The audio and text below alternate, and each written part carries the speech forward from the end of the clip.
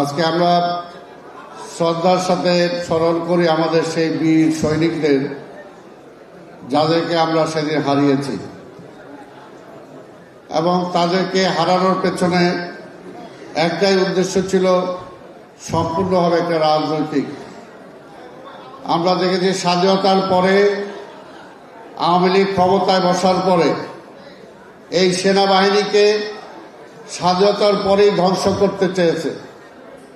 ধ্বংস করার জন্য সেনাবাহিনীর সুযোগ সুবিধা না দিয়ে সেসব প্যারালাল আরেকটা রক্ষী বাহিনী গঠন করেছিলেন। অর্থাৎ মুক্তিযুদ্ধের মধ্য দিয়ে যে সেনাবাহিনী গড়ে উঠেছে, কাদের শত্রু হতে পারে? যারা এই দেশের জন্য রাজনীতি করে তাদের শত্রু না।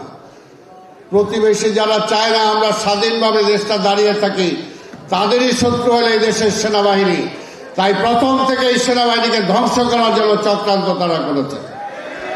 তারই ফলশ্রুতি ছিল রক্ষী বাহিনী, তারই ফলশ্রুতিতে আজকে বিডিআরের এই হত্যা। এটা কোনোভাবেই ভুলার জন্য নয়। তাই আজকে বলবো, বক্তব্যের কিছু নাই। ওই শেখ হাসিনাকে ধরে এনে এই জওয়ানদের সামনে ছেড়ে দিতে হবে, গুলি করে তাকে হত্যা করতে হবে। তার মৃত্যুর রায় এই আজকে বুক সন্তান হারা যারা, আজকে বাবা হারা যারা হয়েছে, তাদের সামনে ছেড়ে দিতে হবে তাকে। আমরা দেখেছি সেদিন এই পাশে এইখানেই, আজকে এখন যখন ইউনূস সাহেব যেখানে থাকেন এই বাসায় তিনি ছিলেন, সেই বিডিআরদেরকে নিয়ে এসে এই সেরাটন থেকে খাওয়া নিয়ে তিনি সেখানে খেয়েছেন, আর সেদিক দিয়ে আমাদের বীর সেনাদেরকে হত্যা করা হচ্ছে। এটাই ছিল সেদিনের শেখ হাসিনা উৎসব।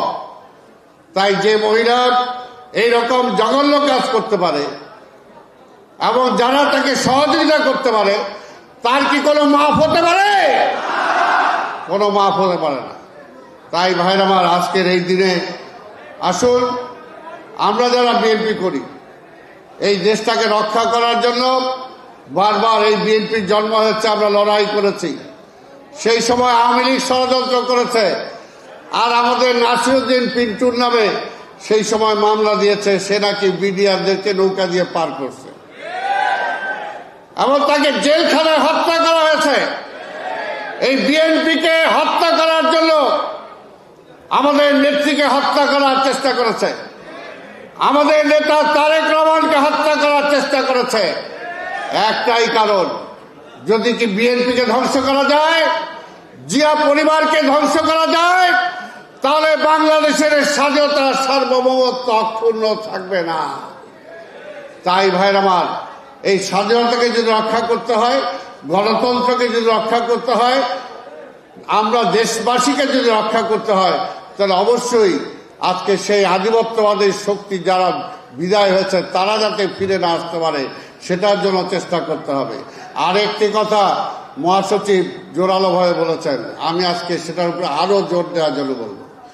যারা এই মুহূর্তে রাষ্ট্রের ক্ষমতায় বসে আছেন, তাদেরকে ক্ষমতায় বসানো হয়েছে ভবিষ্যতে মন্ত্রী এমপি হওয়ার জন্য, নিজের সাইজ বাড়ানোর জন্য না।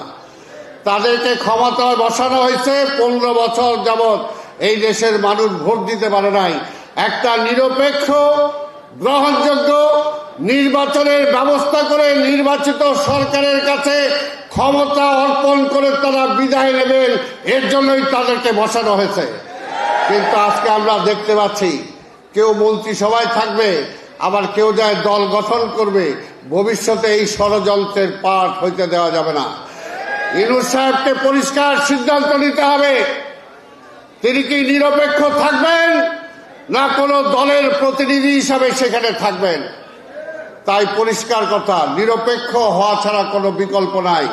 অনেক রক্ত আজকে শুধু বিডিআর না, দীর্ঘ 17 বছর ধরে আমাদের অনেক শহীদের রক্তে আজকে আমরা এখানে এসেছি।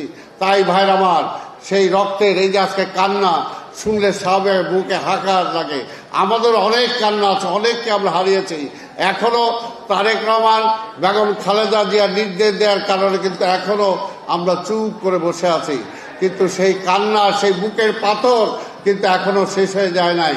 কাজে তারা এখনো যারা এইটাকে নিয়ে ষড়যন্ত্র করছেন, তাদের ক্ষমতাকে দীর্ঘায়িত করার চেষ্টা করছেন, এই সুযোগে আবার ওই আধিপত্যবাদী শক্তিকে ফিরিয়ে আনার জন্য চেষ্টা করছেন, সেই ষড়যন্ত্রের বিরুদ্ধে সব সময় সচেতন থাকার আহ্বান জানিয়েই আমি আমার বক্তব্য শেষ করছি।